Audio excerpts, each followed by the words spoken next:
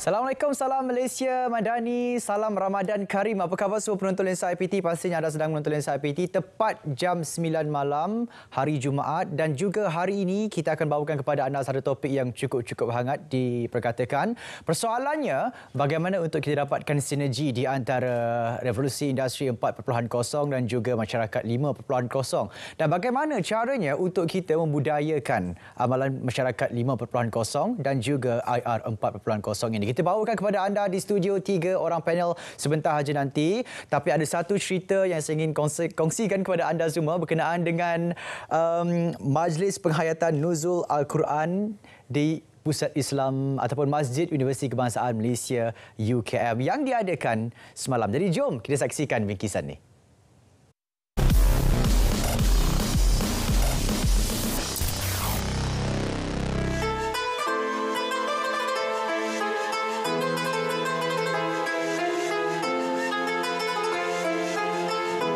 Saya juga merasa bersyukur dan gembira di atas penganjuran majlis ini yang dilaksanakan oleh pihak Pusat Islam setiap tahun dengan kerjasama daripada pelbagai pihak bagi menjayakannya. Sempena Majlis Penghayatan Nuzul Al-Quran UKM pada tahun ini, marilah kita menjadikan Al-Quran sebagai petunjuk di dalam menjalankan amanah dan tugasan kita.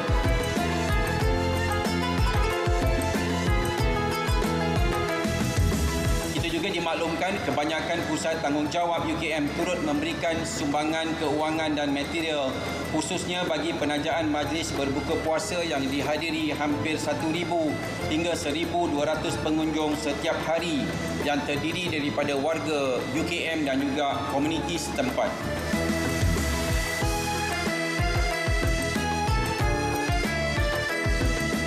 Hasilnya pada bulan Ramadan ini kita berlumba-lumba untuk memperbanyakkan amal ibadat. Saya pernah bertanya dengan ustaz dan dalam salah satu YouTube, dia kata bulan Ramadan ini bukannya bulan membaca Quran, bukan bulan memberi sedekah, tapi bulan memperbanyakkan lagi bacaan Quran dan memperbanyakkan lagi sedekah. Jadi di bulan-bulan biasa kalau kita baca Quran itu 1 juzuk, mungkin pada bulan Ramadan ini kita menghabiskan semua 30 juzuk.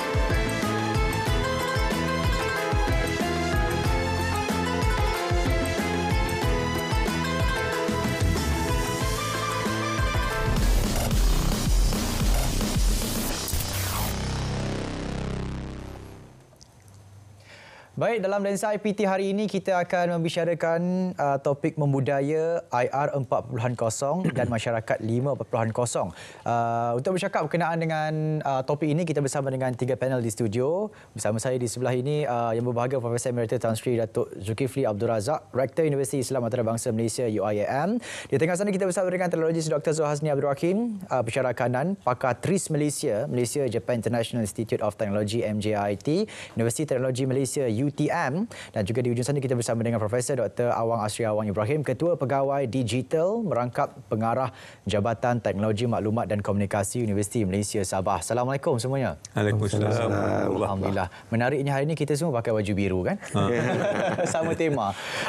Bercakap berkenaan dengan budaya IR 4.0 dan masyarakat 5.0.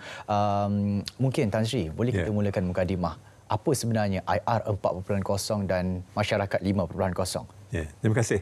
Assalamualaikum warahmatullahi wabarakatuh. Terima kasih kepada RTM dan juga pihak menganjur menjemput saya kemari. Ini satu topik yang saya rasa amat berat dan juga relevan kepada kita. Ya. Soalan yang dianjurkan, satu, kita dah nampak satu industri 4.0, keduanya masyarakat 5.0.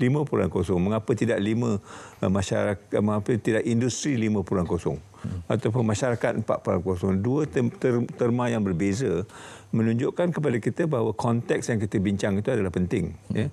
So saya bertanya, kalau kita bercakap tentang 4IR ini, apakah konteks yang kita cakap? Oleh kerana ini adalah berkaitan dengan pendidikan, jadi konteks yang perlu kita ambil adalah konteks berkenaan ilmu yang nak kita bawa. Mungkin ada konteks politiknya, ada konteks ekonomi, ada konteks yang lain, tapi dia mesti seragam dengan konteks ilmiah. Kerana itu yang akan mewarnakan apa yang kita nak katakan tentang 4IR ni. Jadi bila kita kata tentang 4IR, saya nak bertanya kepada orang ramai, kalau kita cakap 4IR itu, adakah ianya satu adegan, satu episod ataupun satu kesenambungan daripada satu lagi proses yang lebih lebar, ya? Misalnya kalau kita cakap tentang 4.0, saya akan bertanya di mana letaknya 3.0. Takkan kita tiba terus melompat 4.0, 3.0, tidak ada. Macam kita tengok drama lah. Sebelum pergi ke episod nombor 4, kita mesti pandai tahu tengok episod 3. Kalau tidak ada episod 3, macam mana kita nak faham episod 4? So, soalnya bagaimana kita melihat ini dari segi keseluruhan. Saya ada sedikit slide yang nak saya tunjukkan supaya kita dapat memahami dengan lebih dekat lagi. Bahawa bila kita bercakap tentang 4IR ini, kita mesti faham tentang konteks keseluruhannya. Bukan saja kaitan di antara revolusi 1.0, 2.0, 3.0 dan 4.0, tapi sejarahnya. Di mana, mengapa tiba-tiba saja kita bercakap tentang Industrial Revolution ini, ya? Dan kita perlu faham bahawa Industrial Revolution ini datangnya daripada mana? Dan datangnya daripada dunia barat. Kalau kita lihat rajah itu, kalau kita tengok Industrial Revolution itu, apa yang kita nampak? Kita nampak gambar asap. Kita tak nampak kemajuan. Kita nampak satu perkara yang sekarang ini sedang membebani kita, bahawa pollution, pencemaran alam. Ini adalah salah satu daripada kesan daripada 4IR ini yang kita tidak cakap pun. Kita bercakap tentang global warming, climate change, asalnya mana? Asalnya daripada Industrial Revolution. Maksudnya, bila kita bercakap tentang 4IR ini, mesti ada kesan yang tidak baik. Dan adakah kita faham tentang kesan yang tidak baik ini sebelum kita terjun kepada 4IR ini? Ini soal-soal yang saya rasakan penting untuk kita dalami supaya decision ataupun keputusan yang kita ambil akan menentukan bahawa masa hadapan kita masa yang terjamin. Soalan yang saya tanya misalnya, apakah misalnya side effect ataupun kesan buruk daripada 4IR? Saya tak ramai orang boleh jawab ini. Pasal kita tidak langsung mendalami soal ini. Sebab itu orang-orang Jepun dia tidak bercakap tentang 4IR, dia terus bercakap tentang masyarakat 5.0. Kerana mereka sudah mendalami dan mereka sudah lihat kalau ambil 4IR dalam bentuk yang ada sekarang ini, dia akan mendatangkan satu lagi kemudaratan kepada manusia. Dan kalau kita lihat slide saya nombor 2 itu, kalau kita lihat dari segi industri revolusi yang ada sekarang ini, apa yang kita dapat dalam dunia sekarang ini, inilah dia. Ekonominya tidak baik, ekologinya tidak baik, alam sekitarnya tidak baik, ya. Satu kedudukan yang menyusahkan kita semua, dan kebanyakan ini kalau kita sorot balik, kita boleh dapati bahawa ianya datang daripada industri revolusi yang tidak terkawal. Ya? Bila dia tidak terkawal, kita mendapati satu lagi alam sekitar yang tidak baik. Macam mana kita nak membina ini dengan bentuk yang lain? Sebab itu Jepun terus pergi kepada 5.0 kerana mereka sudah dapati bahawa kalau 4IR ini diikut secara mereka buat, kita akan dapat lagi satu kesan buruk yang kita tidak boleh selamatkan. So mereka menggunakan istilah lain, masyarakat 5.0, yang meletakkan kita dalam satu paksi yang berbeza dengan apa yang kita faham 4.0. Baik. Kita nak lihat daripada sinergi di antara IR 4.0 dan juga masyarakat 5.0 ni, saya rasa ada titik tengahnya, tapi lebih kepada mungkin IR 4.0 ni, Tan Sri, ia lebih kepada Internet of Things, teknologi dan sebagainya. Masyarakat 5.0 ni mungkin lebih kepada cara kita meminimalkan kerja untuk kita lebih menggunakan segala kudrat dalam tempoh yang singkat. Di mana sinerginya untuk kita dapat lihat impak yang kita kata memberi keindahan dalam alam sekarang ini, Doktor? Okey. Terima kasih. Tak ada persoalan tu. Memang ini adalah satu elemen kritikal di mana seperti yang Tan Sri mention tadi, ya, industri 4.0, industri driven, yang mana dia menggunakan penggunaan teknologi-teknologi sebagai tools ataupun sebagai alat untuk mereka mencapai matlamat berdasarkan keperluan industri. Dan di mana apabila kita tengok daripada Society 4.0 atau masyarakat 5.0, dia punya paksi dia agak berbeza dan dia bukan industri oriented. Dia bukan dipacu oleh keperluan industri. Di mana Jepun yang mempelopori masyarakat 5.0 ni, dia melihat daripada perspektif kemanusiaan. Dan mana benda tu mempunyai nilai yang lebih tinggi untuk manusia berbanding dengan elemen yang mungkin bernilai kapitalisme ataupun membangunkan produk ataupun menghasilkan what you call the sektor pembuatan dan lain-lain. So bila kita tengok antara dua konsep ni, kita actually kita dapat perhatikan bahawa alat atau tool yang digunakan tu adalah sama, teknologi dia.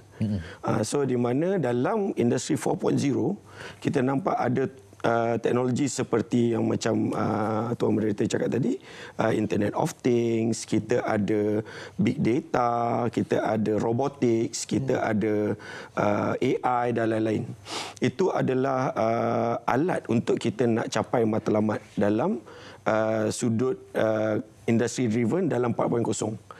Tapi bila kita tengok perspektif kemanusiaan ni dalam masyarakat 5.0 ni, mereka actually menggunakan tool yang sama untuk nak meningkatkan nilai kemanusiaan ataupun gaya hidup atau kualiti hidup dalam macam mana actually dalam konteks terutamanya masyarakat Jepun ada 3 elemen yang mungkin kita boleh simplify pemahaman kita dalam sudut budaya Jepun ni, 3 elemen penting, iaitu pendidikan, kerjaya dan retirement ataupun persaraan. Okey. So di mana ketiga-tiga elemen ni mempunyai cabaran-cabaran dia yang tertentu, terutamanya dalam konteks masyarakat di Jepun. So di mana mereka menggunakan teknologi tersebut untuk meningkatkan value dalam elemen pendidikan mereka, dalam elemen pekerjaan mereka dan juga dalam elemen apabila mereka dah bersara, apabila mereka tua. So itu adalah titik pertemuan di mana teknologi itulah yang akan mempunyai titik persamaan antara industri 4.0 dan juga society 5.0. Baik, soal IR 4.0 ni, IR 4.0 ni dikenalkan pada tahun 2011 kalau tak silap saya. Masyarakat 5.0 2015 oleh Jepun. Tapi sampai sekarang, Doktor, mungkin Prof, kita sampai sekarang ada yang tak kenal, ada yang belum lagi mengetahui. Mungkin ahli akademia dah jadi zikir dekat bibir kita lah kan, IR 4.0, masyarakat 5.0. Jauh mana lagi untuk kita mengenali IR 4.0 dan juga masyarakat 5.0 ni, Prof? Ya, terima kasih atas soalan tersebut.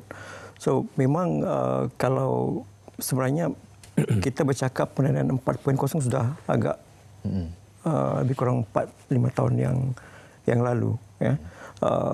Kemudian wujud pula terms yang baru 5.0. Tetapi sebelum itu kita tidak pernah pun berkata macam Tan Sri katakan tadi berkenaan dengan industri 3.0, berkenaan dengan industri 1.0, 2.0, all about water, electricity, komputer, dan sekarang ni is all about cyber physical, pertembungan antara physical, digital dan juga biological. Ya. So bila wujudnya terms society 5.0 ini, ya, mungkin juga suatu perkara yang seperti dikatakan tadi, kita tengok adalah perbezaan antara kedua-dua ini. Ya. So kalau kita tengok negara telah pun sebenarnya melancarkan polisi industri revolusi 4.0 negara, ya. Dan kalau kita tengok di situ sebenarnya memang jelas diterangkan perbezaan antara industri 4.0 dan industri revolution 4.0. Dan memang ditekankan di situ saya tengok elemen yang perlu ditengok adalah kemanusiaan juga, which is equivalent to society 5.0. Tetapi akhirnya apa yang kita mau capai sebenarnya saya rasa selalu yang Tan Sri selalu mention dalam kesejahteraan, ya. Bila dia memfokus kepada society 5.0, sebenarnya kita ingin melihat fokus itu kepada masyarakat itu sebagai centrics. This is what we call human centrics. Ya, bagaimana untuk kita menyelesaikan masalah-masalah human itu sendiri. So antaranya adalah climate change. Ya, apa yang berlaku dengan perubahan cuaca dan sebagainya. Kemudian aging society juga menjadi masalah. Contohnya di Jepun mungkin tidak ramai yang lahir. Banyak society yang dah menua. Dan yang society yang ini sepatutnya support kepada generasi yang tua, tetapi oleh sebab mereka ini kurang, jadi dia punya keperluan itu untuk memastikan kecekapan meningkat, ya. So sebab terlampau lebih banyak orang tua daripada orang muda, ya. So untuk mengatasi masalah ini, so they have to use the technology. So sebab itulah memfokus bila kita bercakap dengan industri ini, kita lebih kalau bagi pendapat saya di Malaysia ini kita harus memfokus kepada masyarakat itu sendiri, human centrics, ya, rather than technological centrics. So kalau dia technology centrics, memang kita akan pastikan kecekapan meningkat, kos meningkat dan sebagainya. Cuma yang saya perhatikan sekarang ini, mungkin saya boleh tambah sedikit, ya. Baik. Apabila kita memperkenalkan industri 4.0, saya tengok kilang-kilang, bas kilang tu, kalau dulu mungkin yang naik bas kilang adalah lokal, tetapi sekarang ini bilangan bas tetap sama, tetapi yang naik itu adalah foreigner. So maksudnya nampaknya kita mungkin industri kita, untuk kita mengurangkan kos itu, we are looking into mengurangkan kos labor. We are not investing on the technology, kan? So itu juga antara isu yang saya rasa mungkin kita perlu tengok, selain daripada meningkatkan pemahaman kepada masyarakat lah berkenaan dengan industri revolusi 4.0 ini. Baik. Ya. Banyak lagi sebenarnya kita nak bercakap berkenaan dengan IR 4.0 dan juga masyarakat 5.0, tapi kita nak berehat seketika. Kita kembali selepas ini dalam Lensa IPT.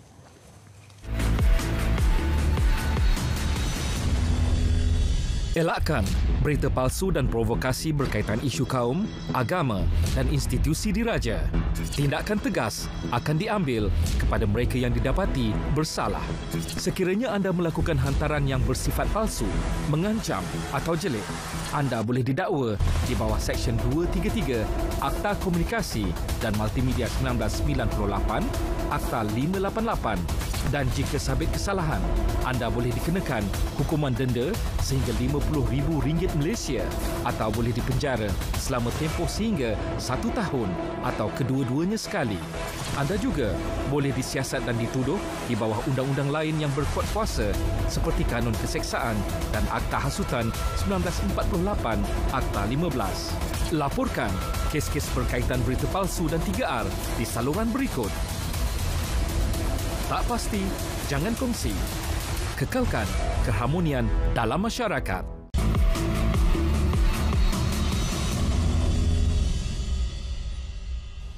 Pemahaman kemanusiaan itu penting untuk kita membina sebuah masyarakat yang kita kata satunya bertamadun dan faham berkenaan dengan apa kehendak dunia ketika ini. Tan Sri, kalau kita ikutkan IR 4.0, masyarakat 5.0, saya kira ya, kita sudah faham kalau ikutkan tadi gelanggang pertama tadi sudah dibuka cantik dengan pengenalan berkenaan dengan dua perkara ni.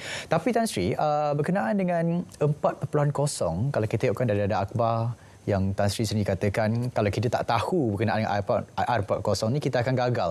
Saya kira sekarang ni pun kita dah lama perkenalkan IR 4.0 tapi masih lagi ramai yang tak tahu. Adakah kita sudah gagal, Tan Sri? Kita gagal dari segi memberi kefahaman. Ya. Saya ambil contohlah kalau kita katakan tadi 4IR ini diperkenalkan tahun 2011 di Hanover, tak salah saya, Jerman. Jerman mengutarakan ini kerana pada ketika itu ekonominya cukup matang. Ya, teknologinya cukup matang. Dia punya employment rate pun dah penuh. Tarikh kadar kelahirannya sedikit. Ya. Jadi mereka tidak boleh lagi bergerak dalam konteks itu melainkan menggunakan teknologi untuk membantu supaya kos tidak. Jadi mereka melihatkan ini, apa yang mereka dapat nanti mereka akan menjadikan masyarakat mereka itu lebih manusiawi dalam konteks ni. Mungkin dalam teknologi ini mereka hanya bekerja 3 hari seminggu, 4 hari lagi mereka boleh menjadi manusia dalam konteks yang sebenarnya. Melakukan apa yang perlu dilakukan, tidak diperhambakan oleh kerja ataupun mesin dan sebagainya. Sebab itu mereka melihat ini. Ya. Mereka ada satu kefahaman yang lebih tinggi daripada hanya ekonomi, produktiviti, GDP yang seperti yang mana kita bincangkan selalu.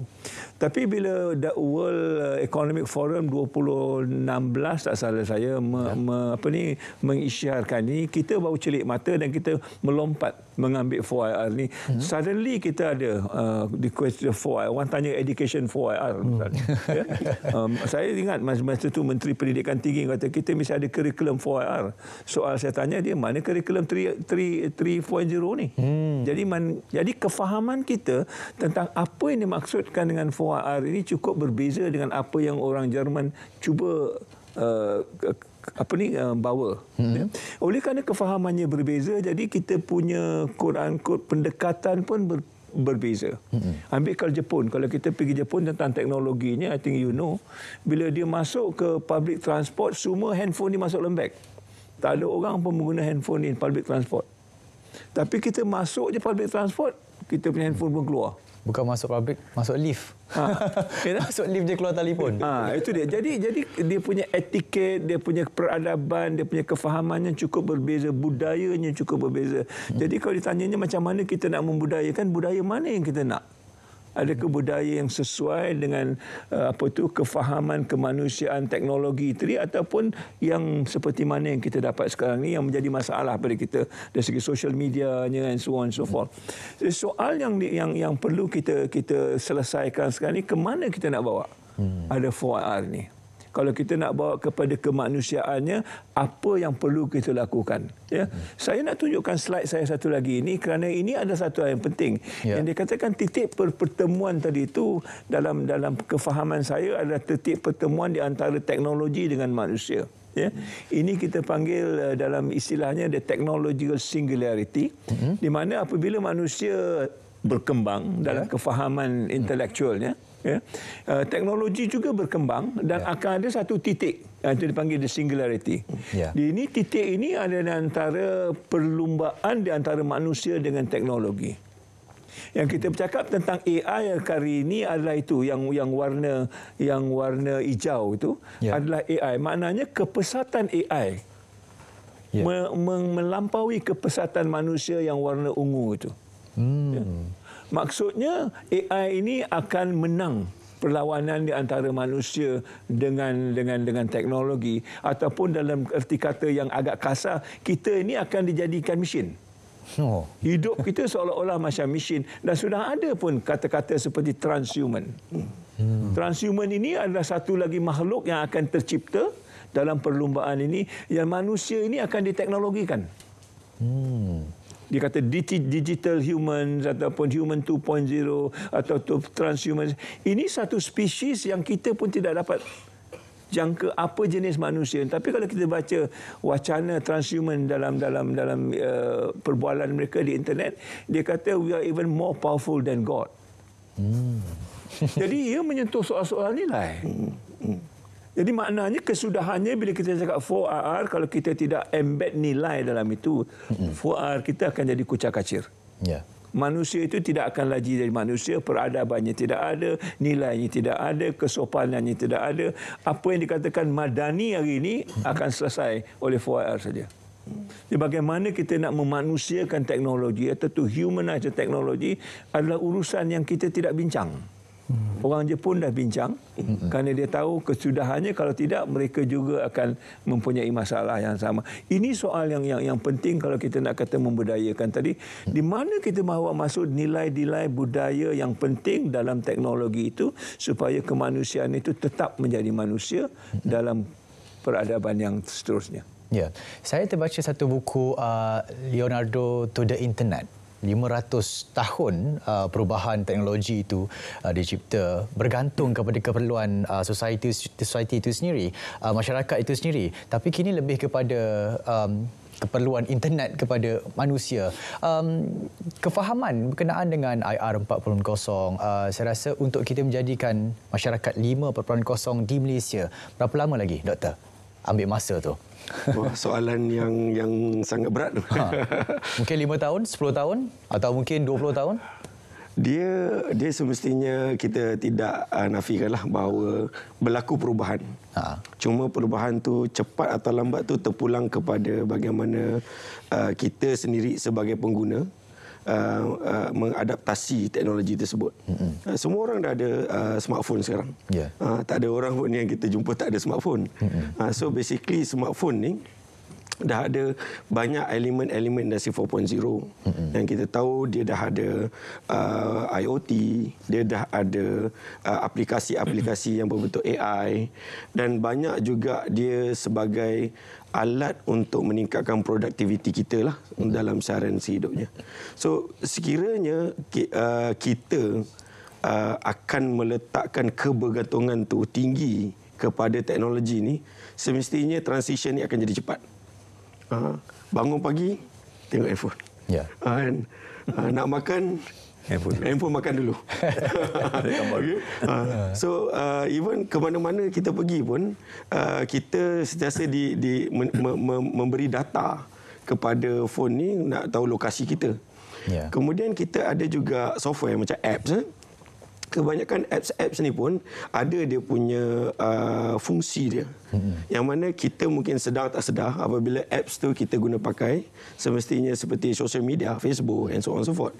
So dalam term and agreement dia semua tu, terma dia semua adalah dia akan mengambil data-data kita.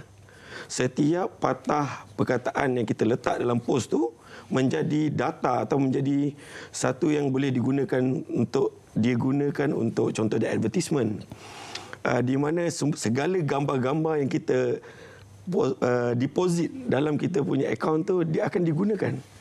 Dan even dengan adanya algoritma di belakang apps tersebut, mereka boleh membaca diri kita. Sehingga mereka lebih dekat dengan kita, lebih faham kita berbanding pasangan kita. Apa yang kita suka, apa yang kita tak suka, apa yang kita suka beli, apa yang kita dan sebagainya. So itulah apabila kita tengok jarak antara kita nak adaptasi ataupun kita nak mengguna pakai teknologi ni supaya kita lama-lama setakat ni mungkin kita nak menyelam bersama-sama teknologi, tapi kita kena concern on humanity, kemanusiaan tu. Di mana kita tenggelam di dalam teknologi itu. Itu yang kita risaukan. Dan ini akan mengurangkan elemen-elemen kemanusiaan itu sebab kita telah tenggelam dengan algoritmanya. Even bila kita scroll tu, kemungkinan terutamanya kanak-kanak lah. Apabila dia kat YouTube tu, video yang dipaparkan tu mungkin tidak bersesuaian dengan umurnya. Tetapi algoritma di belakang tu telah menyebabkan kanak-kanak tu didedahkan dengan benda yang mungkin tidak sepatutnya. So, kata kunci ini kebergantungan kita kepada teknologi itu akan memberi impak kepada betapa cepat kita adopt teknologi ini dalam kehidupan kita lah. Saya melihat kepada kefahaman, kepada keperluan kita sendiri, sebab teknologi itu satu keperluan tidak boleh dinafikan, tapi kefahaman kepada keperluan untuk kita membudayakan satu masyarakat yang cukup-cukup faham tentang apa manusiawi dan juga ihsan itu sendiri. Prof, mungkin kalau kita ikutkan peredaran zaman sudah membentuk sebuah masyarakat yang kita kata sekarang ni ke arah kepada teknologi. Macam doktor katakan tadi, sekarang kanak-kanak pun sudah bermain telefon dan sebagainya. Di manakah halangan ataupun di manakah kesan untuk kita detect salahnya dan untuk kita perbetulkan supaya masyarakat 5.0 itu dapat dicapai dengan segera, Prof? Ya, selalu kita bila berbincang berkaitan dengan teknologi baru, selalunya kita akan melihat kepada yang negatif, ya. Apa kesan buruknya dan sebagainya. Tapi saya rasa dia sama juga analogi seperti pisau, ya. So kalau digunakan dengan baik, saya rasa ianya akan memberikan manfaat yang baik kepada manusia. So memang kita tidak nafikan yang berada sekarang ini lahir saya rasa handphone di tepi. Bila anak-anak menangis, contohnya diberikan handphone, ya. Dan dia bila dia pandai pula tu, dapat handphone dia senyap, kan? Macam seolah dia memang lahir untuk itu, ya. Saya rasa memang dia macam ni yang saya tengok. Satu-satu teknologi itu pada asalnya adalah fundamental. Dia untuk researcher, mungkin kepada researcher yang lain. Dan bila dia sudah meningkat matang, baru dia akan menjadi daripada researcher mungkin kepada industri, kepada orang ramai. Dan akhirnya dia akan menjadi daripada orang ramai kepada orang ramai. Dan especially apabila satu teknologi itu menjadi matang, ya. Tetapi apabila dia tidak dikawal, macam sebagai contoh, tiba-tiba kita sibuk berkaitan dengan ChatGPT, ya, generative AI yang mungkin sebelum ni cuma di kalangan researcher sahaja yang tahu berkenaan dengan large language model AI ini. Dan tiba-tiba dia menjadi satu fenomena. Semua orang berkata sebab kita tanya ini dapat jawapan. Ya. Dan pada ketika itu mungkin saya rasa tidak ada kawalan. Bila kita tanya dulu, kalau saya masih ingat, kita tanya macam mana nak buat bom, dia akan ajar kita macam ni, all the steps, ya. Dan barulah kita sibuk UNESCO keluarkan guidelines, ya. And then di universiti pun kita risau, student kita bagi assignment. Kalau dulu bengkak mata tu untuk buat assignment. Sekarang ni satu soalan boleh siap dalam 5 minit. Ya. Less than 1 minute, ya. And then hantar. Yang kita risau itu adalah the thinking process itu tidak berlaku, kan. So apabila tidak ada kawalan itu, semua yang negatif itu akan berlaku.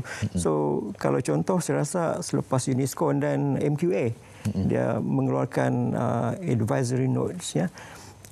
Dan saya rasa banyak IPTA sekarang ini cuba untuk melihat untuk menghasilkan polisi-polisi tertentu untuk bagaimana kita boleh menggunakan teknologi dengan lebih baik, ya. Definitely teknologi ini pastinya ada yang baiknya, ya. Seperti Tan Sri kata-kata ini definitely untuk memudahkan kita. Baik.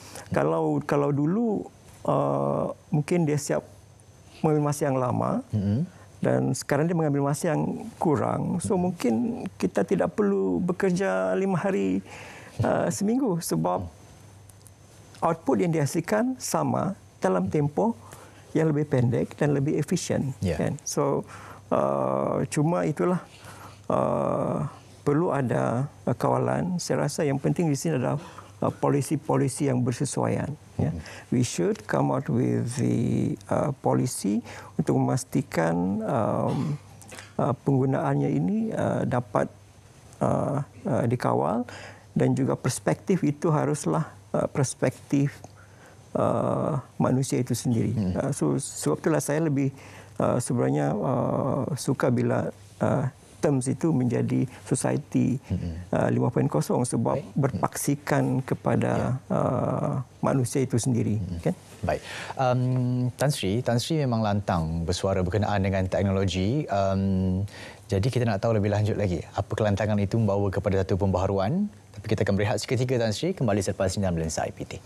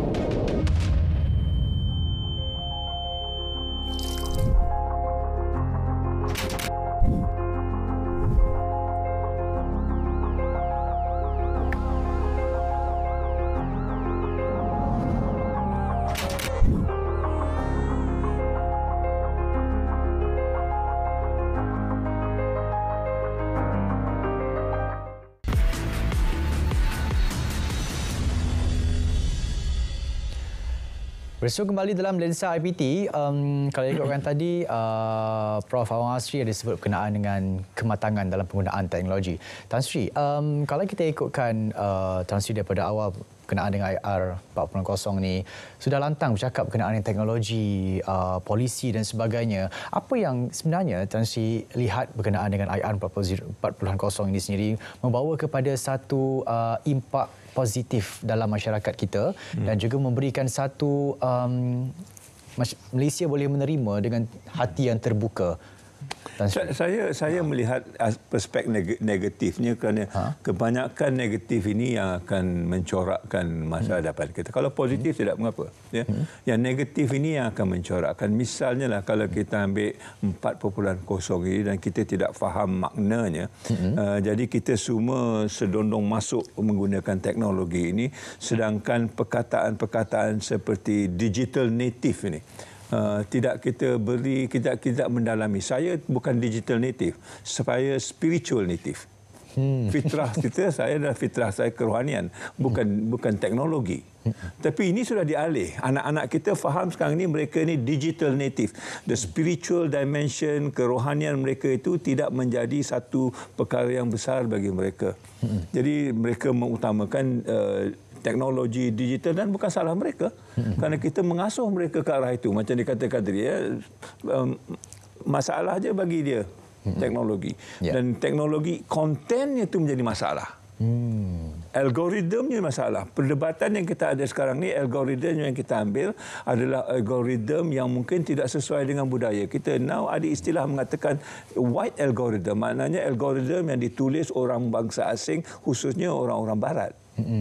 Algoritma itu terus kita ambil dan nilai yang dalam algoritma itu mungkin tidak sesuai dengan nilai kita.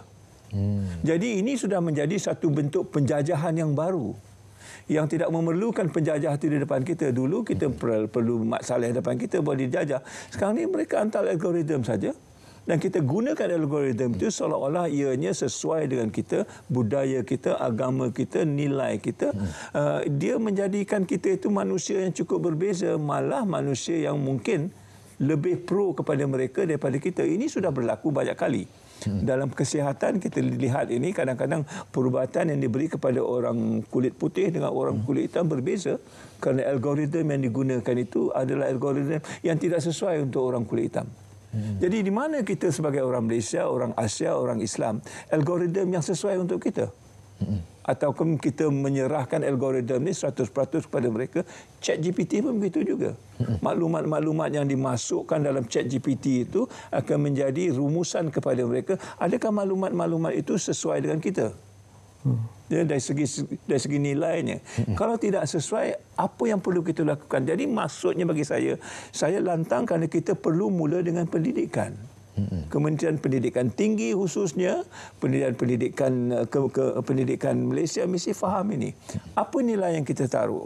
Jadi kita lihat misalnya di negara Sweden sekarang ini mereka balik-balik kepada buku teks, balik-balik kepada menulis dan akan hanya memperkenalkan teknologi apabila umurnya 7 ataupun 8 tahun.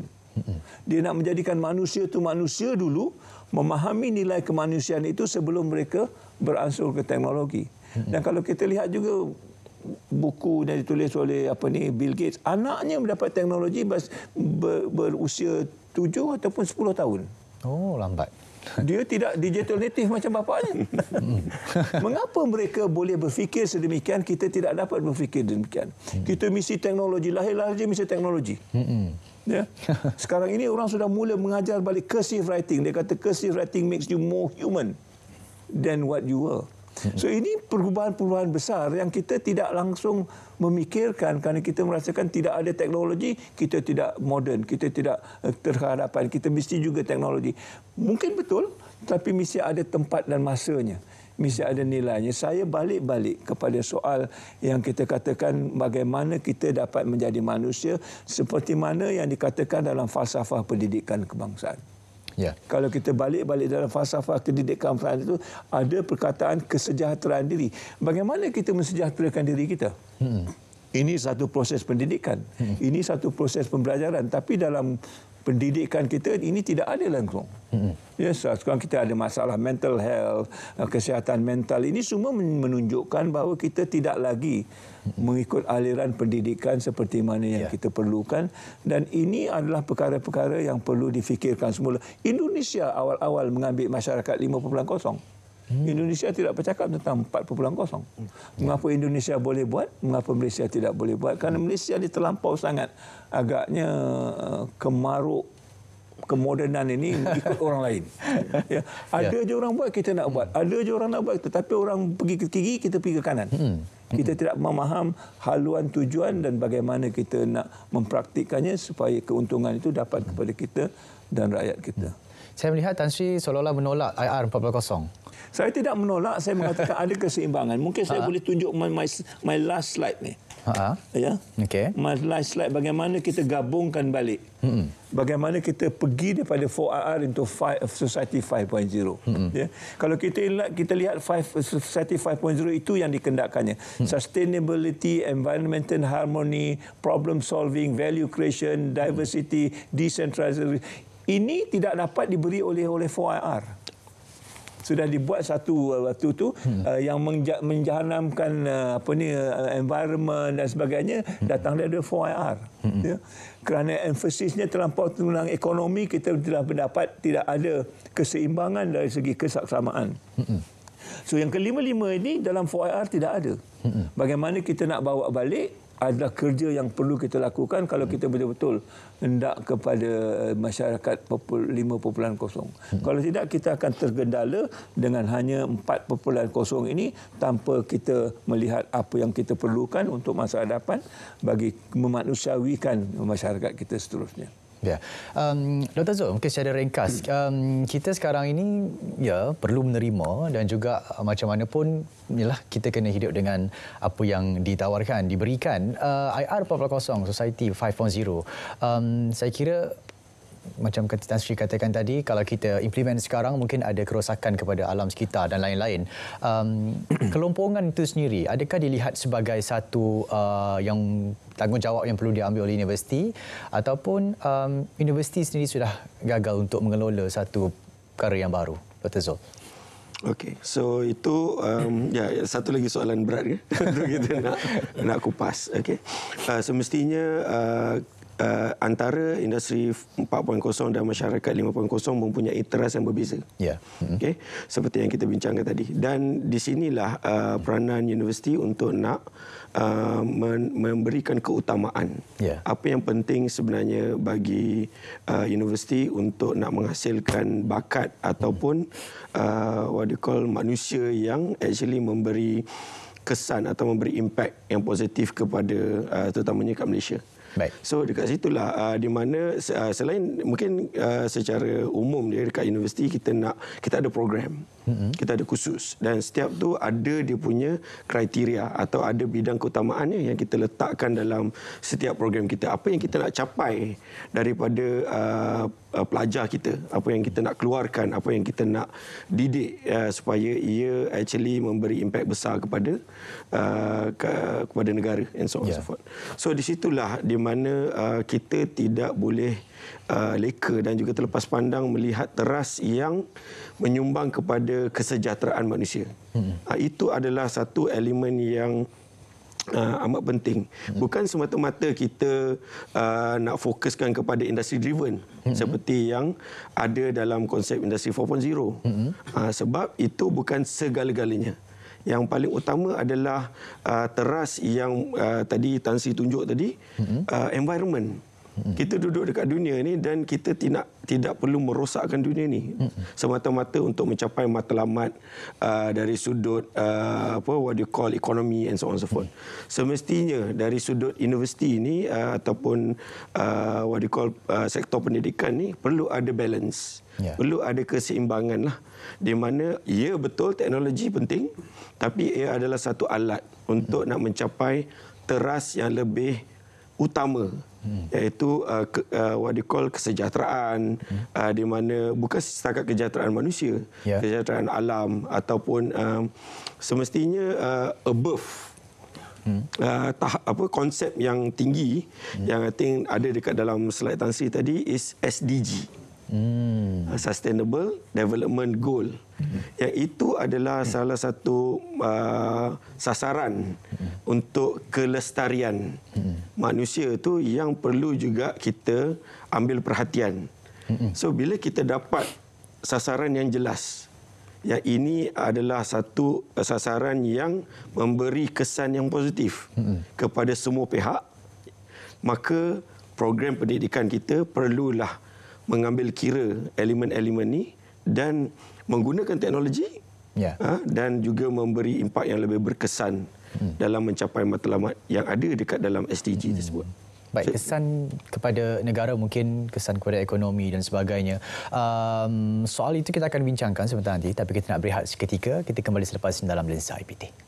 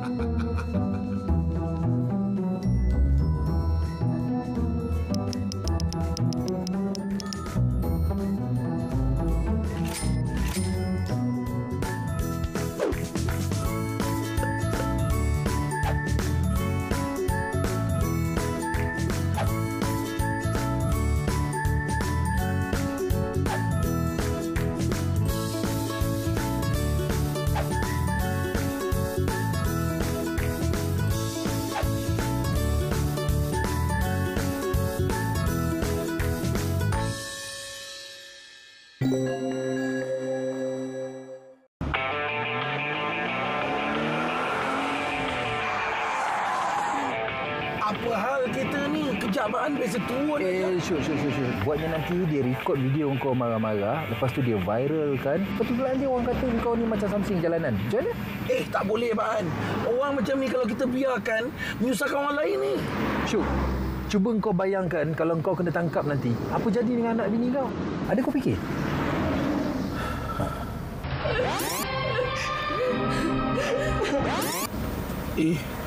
Takutlah saya, Baan. Kesian, tak ada siapa nak tolong anak bini saya kat rumah. Syuk, biarkan. Tugas ni, biarkan pihak berkuasa yang jalankan kerja dia orang. Tugas kita patuhi undang-undang jalan raya. Kita jangan ikut perangai macam dia. Kalau Abang cakap macam tu, baiklah. Sikap anda mengubah segalanya. Kawal emosi dan patuhi undang-undang jalan raya.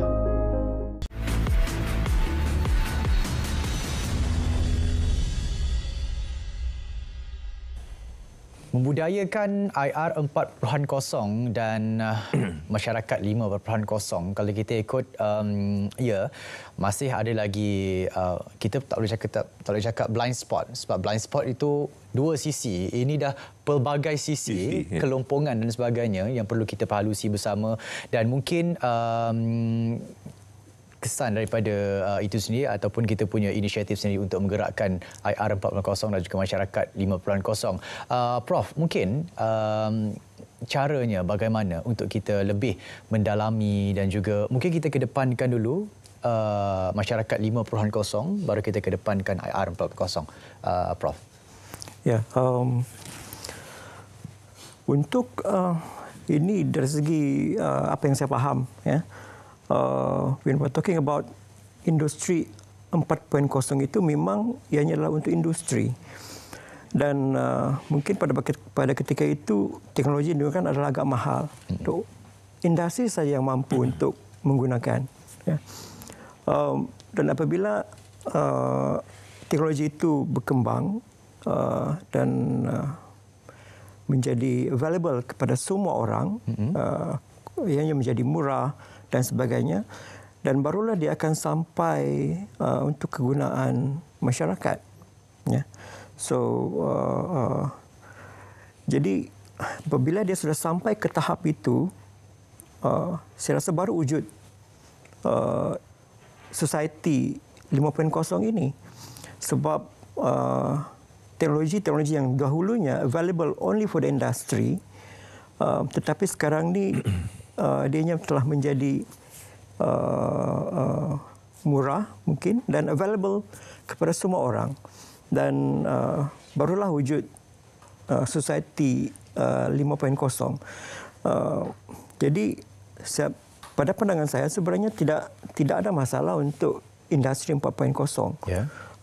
Kita ada industri 4.0, 1.0, 2.0, 3.0, sebab selepas itu hasil daripada teknologi di industri ini akan menjadi impak kepada society. Macam contoh electricity.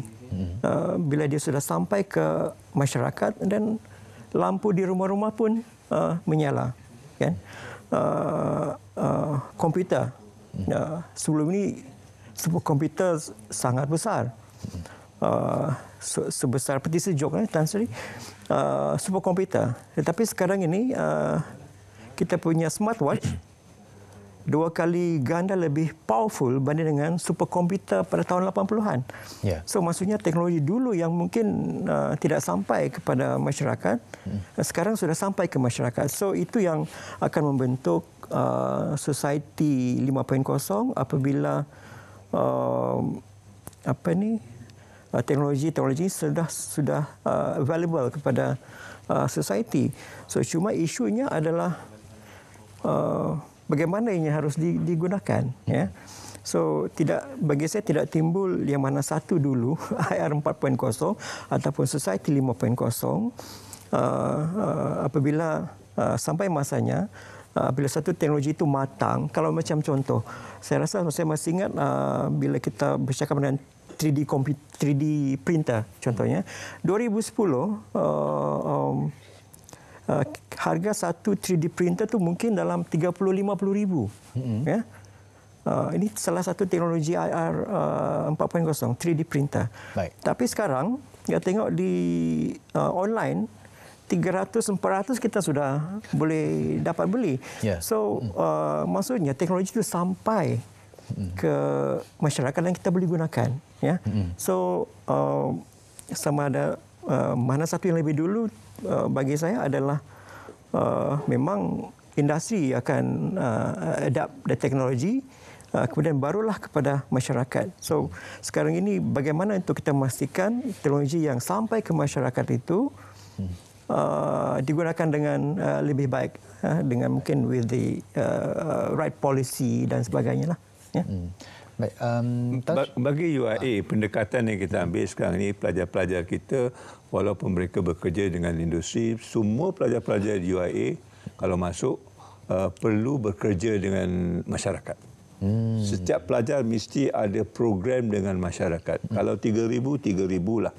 Untuk membiasakan mereka dengan masyarakat, bukan saja tertumpu kepada industri. Dan ini adalah satu perkembangan dan pengalaman baru bagi mereka. Dan kita cuba mengubah konsep universiti ini bukan terlampau industri oriented, tetapi people and also community oriented. Ini mesti yang kehadapan yang kita rasakan yang boleh menyatukanlah the 4IR dengan the 5.0 ini, dan kita perlu lakukan sekarang, kerana kalau kita tunggu lagi, the next one will be IR 5.0. Face recognition, segala bendanya. Jadi kita masih terticir dalam pembangunan kita. So ini yang perlu kita fikirkan, bagaimana kita boleh mensegerakanlah masalah yang kita berhadapan sekarang ini. Ya, baik. Mungkin kita ada 1-2 minit berbaki ni, Doktor. Mungkin boleh rangkumkan perbualan kita ataupun kita punya segmen pada hari ini mungkin berkenaan dengan IR 4.0 dan juga masyarakat 5.0. Bagaimana untuk kita menikmati kemajuan teknologi, di samping itu kita boleh beralih ke masyarakat 5.0. Doktor, silakan. Okey, so seperti yang kita telah berbincang antara panel-panel, kita tahu that skop ataupun konteks antara industri 4.0 dan 5.0 sangat berbeza. So kita actually perlulah membangunkan satu what you call sasaran yang jelas dalam sudut konteks Malaysia ni, supaya kita boleh what you call bersatu, ataupun kita boleh memberi tumpuan dengan lebih baik. Bagaimana macam mana masyarakat 5.0 ni dapat direalisasikan. Dan setelah seperti yang dimaklumkan, guidance ataupun panduan perlu ada, kawalan perlu ada, dan ini actually boleh menyumbang kepada keberkesanan kita dalam membangunkan konsep masyarakat 5.0. Baik, apa yang saya dapat rangkumkan di sini, moga-moga ada sinarnya nanti berkenaan dengan IR 4.0 dan juga masyarakat 5.0. Pembudayaan itu sendiri perlu diamalkan daripada mungkin sekolah menengah dan juga universiti sendiri memainkan peranan yang cukup seimbang dalam gerakan IR 4.0 dan masyarakat 5.0. Terima kasih kita nak ucapkan sebenarnya kepada kesemua panel kita hari ini. Topik ini saya rasa kena buat 2.0. Kita pun kena ada topik ini 2.0 juga. Terima kasih kita ucapkan sekali lagi kepada Membahagia Profesor Emerita Tan Sri Datuk Zulkifli Abdul Razak, Rektor UIAM, Teknologis Dr. Zalni Abdul Rahim, Pensyarah Keadaan Pakar TRIS Malaysia, MJIT UTM, dan juga Profesor Dr. Awang Asri Awang Ibrahim, Ketua Pegawai Digital Merangkap Pengarah Jabatan Teknologi Maklumat dan Komunikasi Universiti Malaysia Sabah, kerana sudi bersama kita pada hari ini. InsyaAllah kita akan beraya. Jadi selamat Hari Raya kita ucapkan. Dan kepada penonton di luar sana, insyaAllah kita akan terus bersiaran pada masa-masa akan datang. Jangan lupa untuk ikuti kami di Lensa IPT di Facebook, Instagram dan juga TikTok untuk kita sama-sama mengetahui dan juga tahu perkembangan institusi pengajian tinggi awam dan juga swasta di Malaysia. Saya Syairul Islam. Kita saksikan, jom Lebaran datang lagi. Nyanyian personaliti berita awal semasa.